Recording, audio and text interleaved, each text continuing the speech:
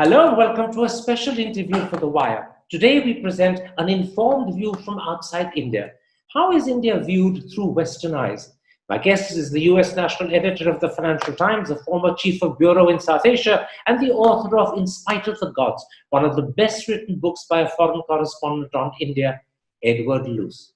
Ed Luce, let's start with the India-China situation, which is steadily deteriorating, not improving. How is it viewed by the Trump administration? Well, I would like to say the Trump administration is taking paying keen attention to the details and the dynamics of this sort of disturbingly murky standoff in Ladakh. But it's a very distracted administration. Doubtless there are sort of mid-level officials with some expertise in the region who are highly well informed, but at the top, there really isn't much attention being paid to this, to judge by the lack of announcements and the sort of absence of statements from the White House. I would expect that Donald Trump's instinct on this is highly ambivalent. He wants China to fulfill its part of the trade bargain that he struck with China in January, in which it agrees to buy $200 billion worth of mostly American agricultural products, soybean and the like. And that, in his mind, is a key part of America's economic recovery, which is a key element to his re-election campaign. And anything which jeopardizes that will be something Trump is reluctant to do. On the other hand, he sees Narendra Modi and India as a natural partner, and therefore, as I say, will be feeling ambivalent about what is clearly Chinese aggression, cartographic aggression, as Indian diplomats used to call it, and actual aggression on the line of actual control. In which case, I take it that the two times when Trump has actually suggested he's willing to mediate, that is just Trumpian rhetoric. He's not serious at all. It's no different in terms of Trump's sort of background knowledge to when he offered to mediate over Kashmir, having just met Imran Khan about a year ago. He just sees himself as the art of the deal personified, and that if any Gordian knot can be untied, he's the man to do it. In other words, this comes from a place of vanity, not of knowledge. Now, the situation, despite the fact both the Chinese and the Indian government have set out a system of negotiations and both claim that they can sort it out through talks, the situation is actually deteriorating. Satellite imagery shows quite clearly that the Chinese as well as the Indians have amassed considerable forces on their respective sides of the line of actual control. And we now have fairly good proof given by unnamed army sources that the Chinese have occupied Indian territory in 3 or 4 places in Ladakh. Today's Indian Express even claims that army officials are saying we might have to push the Chinese, which clearly suggests there could be confrontation. If it comes to war, do you have any sense of how the Trump administration would respond? I think any sign of an actual war between the two most populous countries in the world and between the second or third the third most militarily powerful country in the world and arguably the fourth or fifth would be catastrophic to not just India and China, but to any hopes of stabilizing the global economy amidst this pandemic. So I imagine at that point, there would be a lot more serious attention paid to what the United States in particular, or the West, or other countries can do in general to cease hostilities. My guess is that, and this is an uneducated guess, is that China is just pushing and pushing, but it itself does not want actual war. It's laying down very aggressive predicates all over the place, not just in the Himalayas and on the border with India, but across the East Asian region as well. And that if war did come, it would be through miscalculation. In which case, how should we in India interpret what Pompeo recently said? when he attempted to explain the reduction of American troops in Germany. One explanation he gave was the rising Chinese threat across the border that India was facing. How should we interpret that? I think that Pompeo, like most other people in the Trump administration, is having to bite his lip when he justifies Trump's declaration of a reduction of US troops in Germany. This is a Trump pet peeve.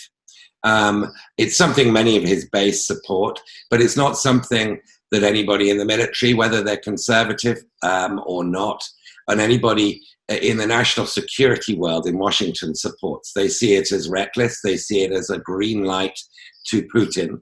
So I suspect what Pompeo is doing is twisting himself into a pretzel to find a strategic rationale for what he does not support. Now, at the moment, there's a lot of talk in strategic circles about the need for India to come closer to America as a way of protecting itself against an aggressive, assertive Chinese situation. Is that sort of sentiment echoed in Washington as well, or is it simply limited to New Delhi? No, I think, for many years, for successive administrations, really from Clinton through George Bush Jr., through Obama and Trump as well, in his way, there has been a view that India is a natural ally. The term, I think, originally coined between Vajpayee and George W. Bush and picked up by Manmohan Singh and Obama and so on, that sort of has entered normal vocabulary in Washington, D.C. I think there is an understanding amongst more sophisticated players here that India will never be a formal treaty ally of the United States, that it never sees itself in those terms. It's not a lieutenant and not a lieutenant, and will never be a lieutenant to the United States in the way that, say, Britain has played, the role Britain has played, and other allies, former allies to the United States have played. So I think there is that understanding, but it's not a particularly sophisticated understanding of what being a natural ally without being a treaty ally actually means. I think just as a general proposition, the idea that a strong India would act as a counterbalance to an increasingly robust and even aggressive China is naturally accepted, and maybe even Trump intuits the logic of this. Now, all of this is happening at a time when the Indian economy is literally on the ropes. The IMF has predicted that the Indian economy will shrink by 4.5% this year. The State Bank of India says 6.8%. The former chief statistician, who you may remember, Pranab Sen, has actually said it will shrink by an astonishing 12%. Is India in danger of losing its attractiveness in American eyes? I'm not sure that the pandemic in particular is the constraint on foreign investment in India. I think it doesn't help, but of course India is in the same boat to a varying degree as every other country, not just big emerging market, but big developed countries in that regard. The United States will probably shrink about 8% this year, the European Union somewhere within that range. So I don't think the pandemic in particular is a sort of casting new light on India's relative attractiveness as a partner. I think a far bigger obstacle in the eyes of investors is question marks over the legal system and over retrospective taxation, over whether the sanctity of the contract can be upheld, and over fears of essentially sort of de facto expropriation by joint venture partners of their investments. I think there is that great uncertainty. Of course, the pandemic then adds a sort of a huge question mark on top of that. But I think the pre-existing conditions, if you like, to doubts about the wisdom of investing in India are stronger still.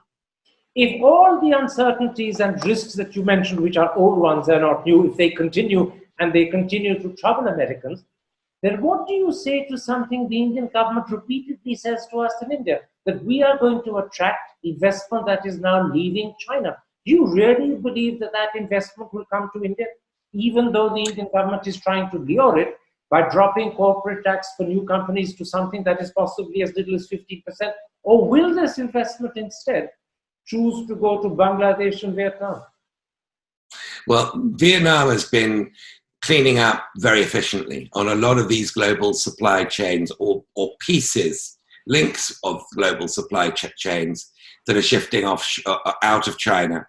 And Vietnam has, been practicing this. They've essentially been a student of China and have followed very similar development strategies as China. India has taken a very different path to development. And so the conditions in India, in terms of labor force trading, in terms of the quality of infrastructure, and in terms of immunity from nuisance legal harassment, are very different to what they might be in a more autocratic, a one-stop shop kind of investor environment that you've had in China for decades, and that Vietnam has been sort of consciously emulating. I do think it's smart for the Modi government to say, look, we're open for business.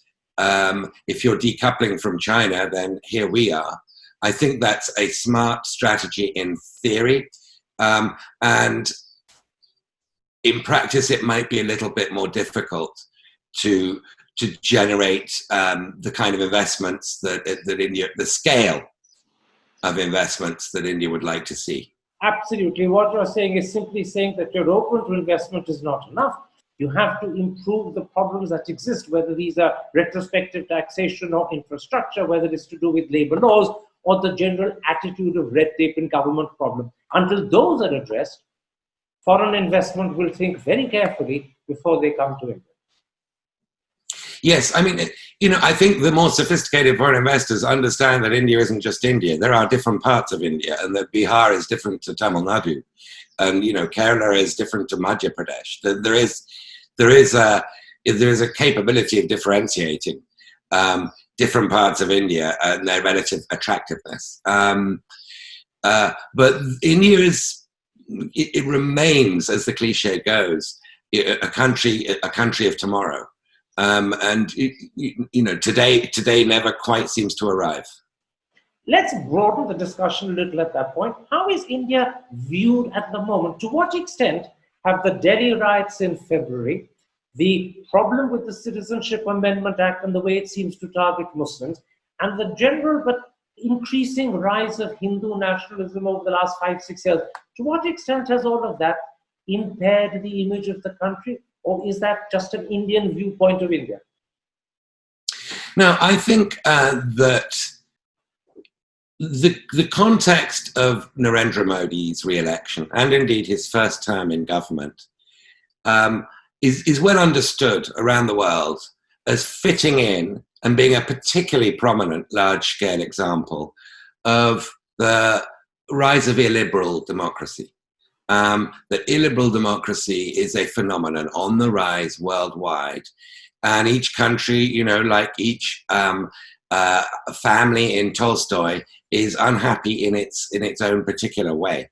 But if you had to generalize, you look at a country like Hungary, where its leader Viktor Orban has embraced illiberal democracy as a goal.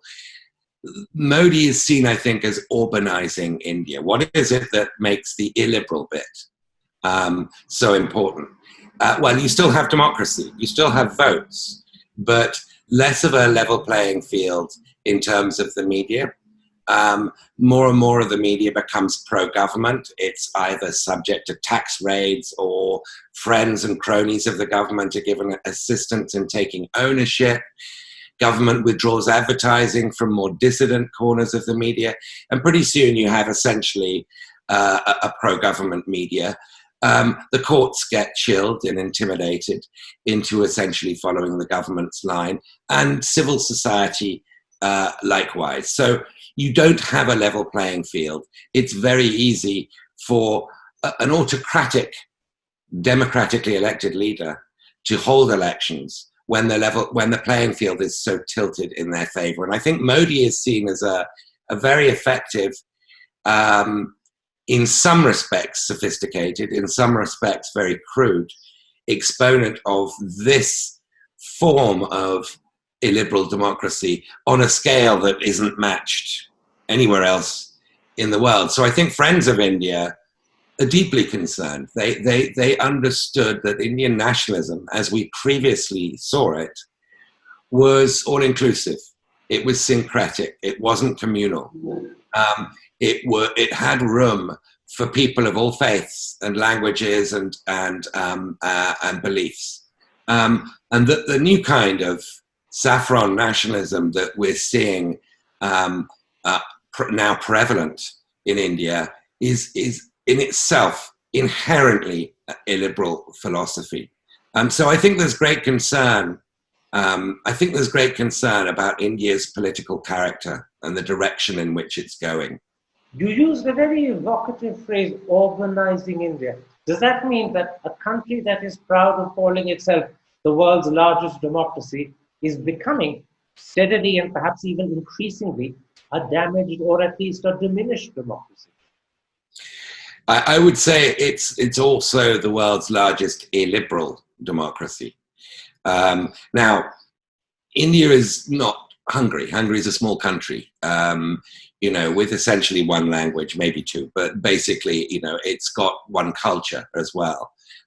India has got, goodness knows, 18, 19 official languages, many more unofficially. India is so pluralistic that no matter how illiberal and how efficient you are in your illiberalism, it's very hard to homogenize a place like India. And so I think again, the more sophisticated observers of India understand that the natural breaks and limits on what an Indian Orban can do are far stronger than they would be in a place like Hungary or Poland or even Turkey and Brazil. And that is the huge silver lining to India. But no doubt about it, the direction in which Modi is taking the country, the citizenship laws, the treatment of Kashmir, these are very disturbing signals. Very quickly then, before I take a break, how is Modi himself viewed in America? He's seen as, Trump loves him. Trump, with his Howdy Modi rallies and stuff like that, sees Modi as a strong man. He likes strong men. He envies strong men.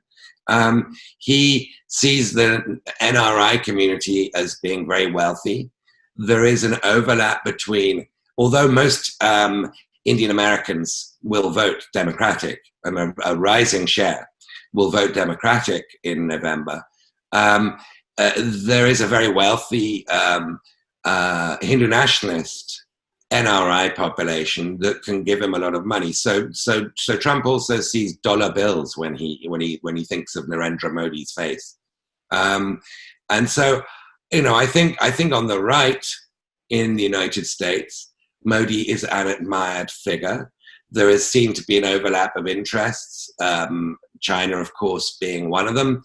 A fear of China being one of them, and a dislike of Islam and Islamism, of course, being another. More generally, though, I wouldn't overestimate the knowledge of the American public. Nobody ever made money doing that. And America's knowledge of India is still quite thin. That's perfect. Let's take a very quick break at that point. When I come back, Ed, I want to talk to you about America and the virus and Trump's re-election chances. We'll be back in just a minute.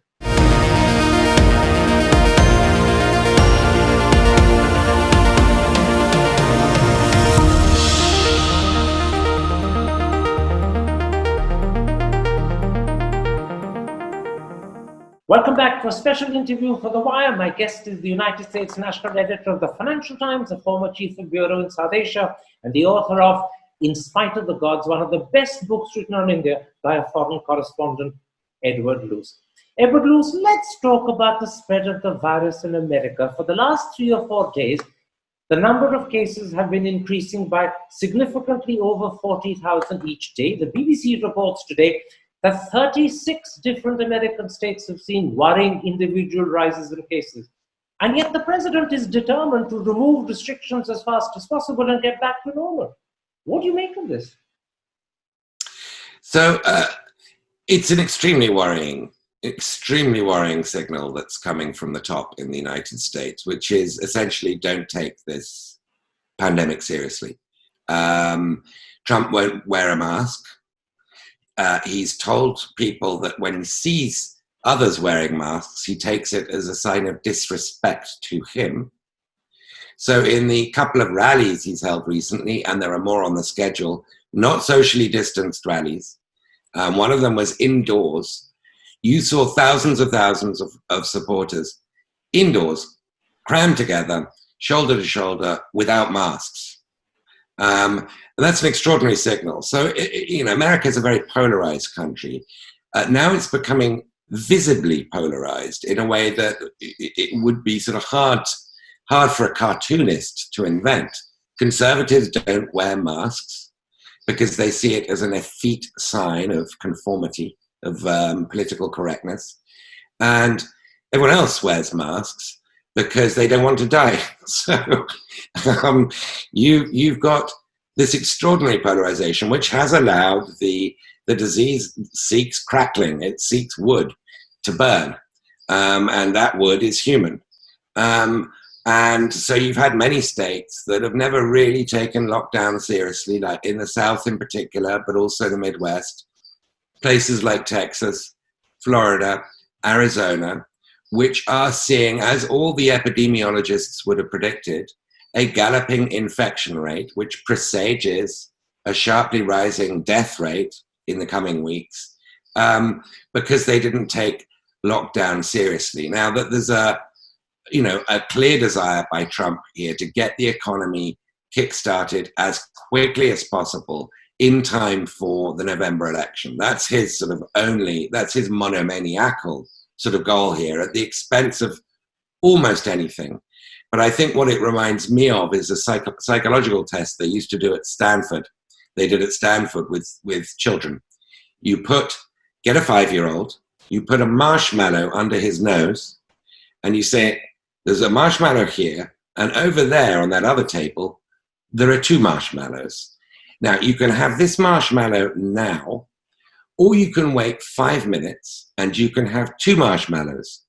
And the 5-year-old always eats 1 right now. America is behaving like a 5-year-old. It wants the marshmallow now. And the impact on future growth is going to be disastrous, because the runaway contagion infection rate is going to lead to a second lockdown, which will be considerably worse for investor sentiment than the first lockdown. Now, it's no secret that the Democrats are not just disillusioned but sharply critical of Trump's handling of this health crisis. But are Republicans also beginning to have second thoughts about the way Trump's handling it, or are they very loyal to him? It's a bit late for Republicans to turn on Trump. It's now his party. 4 years ago, he mounted a kind of hostile takeover of the Republican Party against the wishes of all its sort of leadership, none of whom endorsed him. Since then, they've become more Trump than Trump.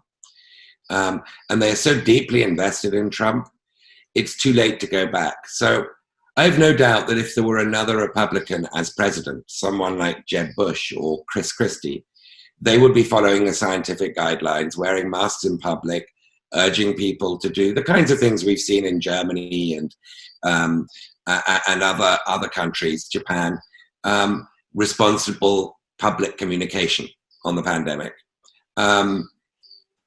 But Trump is president, and Trump, has a very, very different mindset than your traditional. Elections are just 4 months away. Has the virus cast a shadow over Trump's prospects?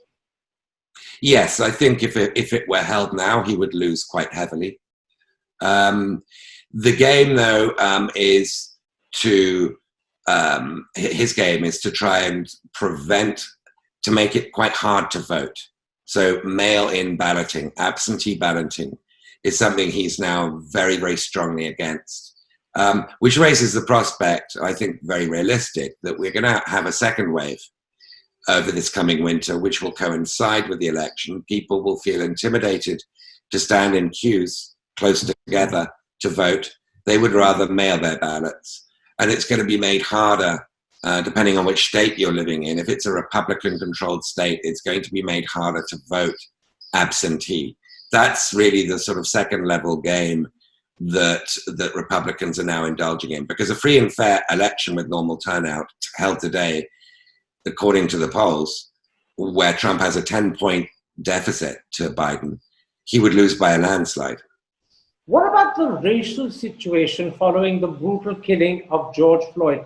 Has that adversely affected the president's chances, or perversely, has it actually cemented his loyalists behind him and thus perhaps strengthened him?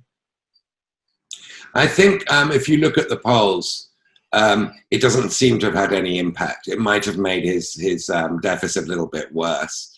Really, the pandemic is the problem.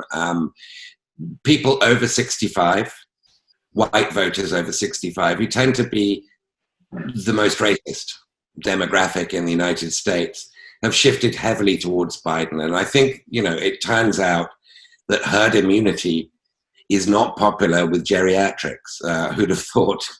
And that's really the sort of core voting group for Trump, is over 65s. They're the people who watch Fox News.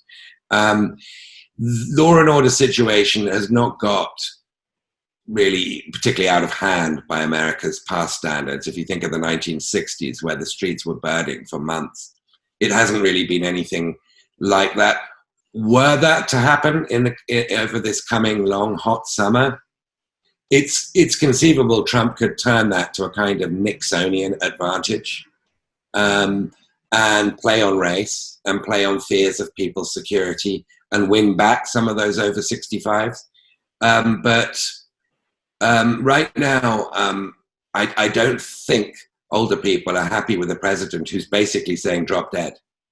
I get the impression when you spoke about Joe Biden and the lead that he has, that there's a sense in which this is becoming, not become, an election that Biden could lose. It's his to lose. Is that an exaggeration and an overinterpretation of his quote lead, or is there a sense in which this could be an election for Biden to lose? Yes, I think Biden doesn't want to interrupt the enemy while he's making a mistake. So the more everybody focuses on Trump, the better for Biden. Biden's still, as the saying goes, stuck in his basement, socially distancing in Delaware. And there's been criticisms that he hasn't been out on the campaign trail or hasn't been in public enough, but it's serving him just fine. Let Trump run the show. This is a referendum on Trump, and Trump is busy defeating himself. Biden just needs to find a way to continue not interrupting his enemy while he's making a mistake. But America is happy with the possibility of a 78-year-old president. I mean, Biden will be into his 80s if he finishes a 4-year term. He would indeed. He would be older on his first day in office than Reagan was in his last day in office. And Reagan's the previous oldest person to have been president. So that is, I think, ordinarily would be a greater concern.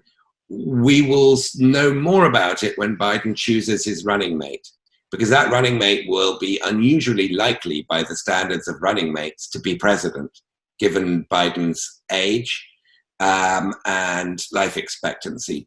So his choice of vice presidential on the vice presidential ticket is going to be a particularly important choice for the Kamala Harris, who's half Indian. Yes, she's half Tamilian, half Jamaican.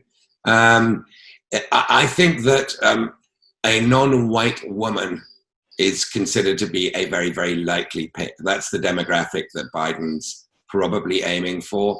And she's the one who least scares the center. She's not a radical. She hasn't been talking about wealth taxes. She's considered to be a pragmatic sort of center-left figure. And there are other black women, more conventional women of color who are sort of straight African American, straight, I mean, they are pure African American, like Stacey Abrams from Georgia, who I think would probably have more of a chilling effect on the swing voter, on the centrist voters, and on voter turnout in the middle, but conversely might rouse African American voting levels to much higher rates than Kamala Harris would. One last question. What would a Biden presidency mean for India? I noticed that just a few days ago, Biden in a statement commented very critically about the Citizenship Amendment Act as well as the National Register of Citizens, both of which are Modi favorites, something that he and his Home Minister are very committed to. So what I think a Biden presidency would be is largely ceremonial. I think he would appoint very, very big, experienced figures in, day and night contrast to the Trump administration. He would have people with experience, people Trump would see as deep state, people with gravitas, running the State Department, running the Pentagon, running Treasury, and the other big departments of government in Washington. And he would probably work 3-4 hours a day, hold the occasional cabinet meeting, but allow the system to go ahead. So the real answer to the question is, what would a Biden presidency be like for India and for foreign policy in general, is to look at what the conventional wisdom is in Washington. Because conventional wisdom is anti-Trump. And I think the conventional wisdom is much along the lines that I described earlier about India, that India as a stable, liberal democracy is highly prized.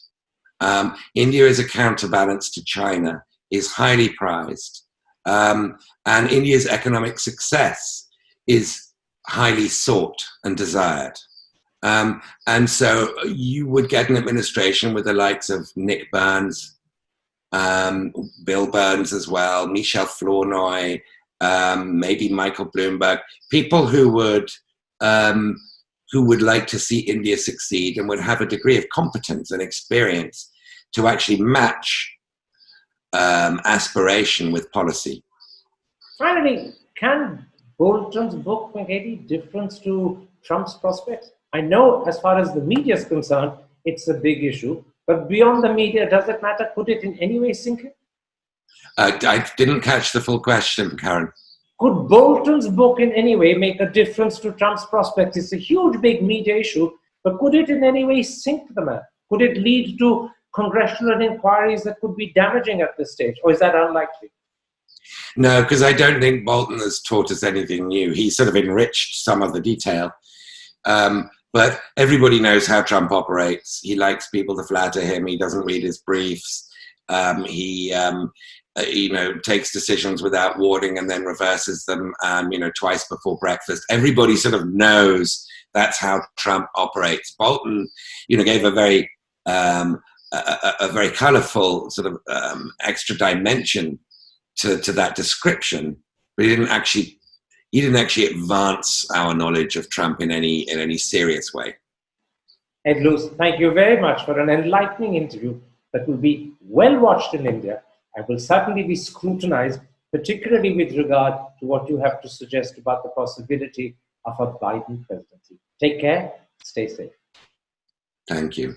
To receive instant updates on all videos from The Wire, click the subscribe button and hit the bell icon. Pay to support independent journalism. Click the link in the description and choose the amount you want to pay.